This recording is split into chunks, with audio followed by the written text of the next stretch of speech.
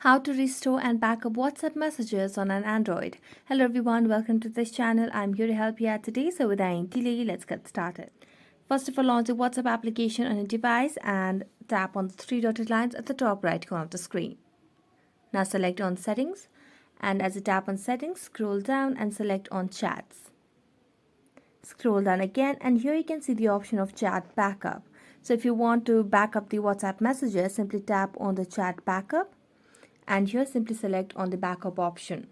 So as you tap on backup, it will be restored or it will be backed up on a particular account that is select over here on Google account.